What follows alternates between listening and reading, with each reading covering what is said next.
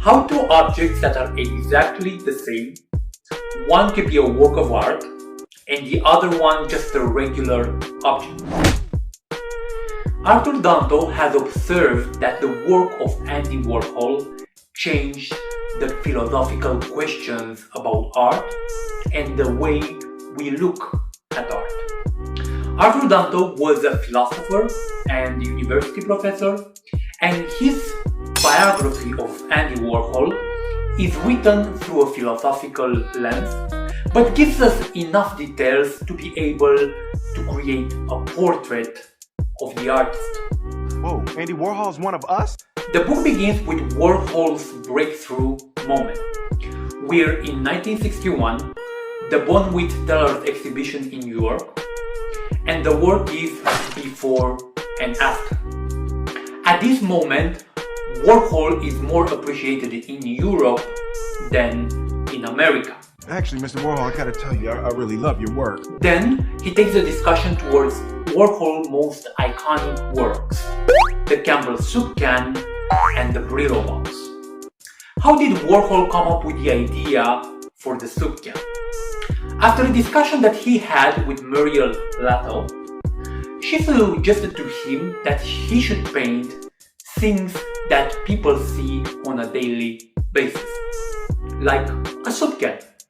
And he painted a series of paintings dedicated to the soup can with a variety of soups, and this element of repetition became a part of his aesthetic. Warhol made a statement by repeating famous icons. He was interested in things that everyone was consuming, but no one was paying proper attention to them, like things you can see in a supermarket.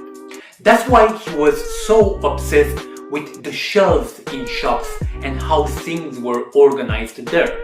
The modern American supermarket. Regarding the Brillo box, Danto observed that the work of Andy Warhol has helped him to solve a philosophical problem and to understand and define art.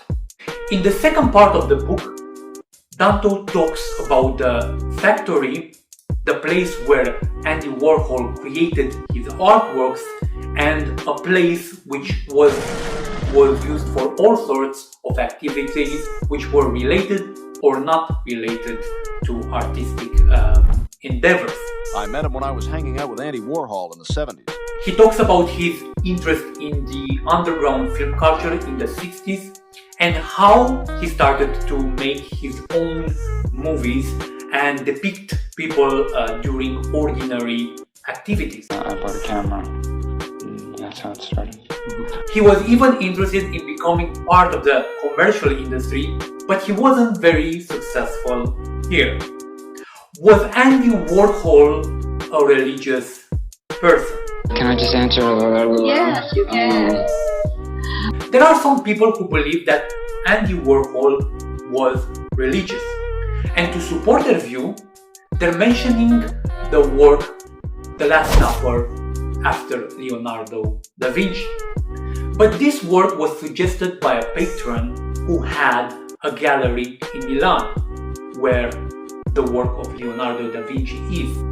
On the other hand, Danto believed that if it was any religiousness in Warhol's life, this started in the 1960s. I would like to finish this by recommending this book to anyone interested in visual arts and philosophy.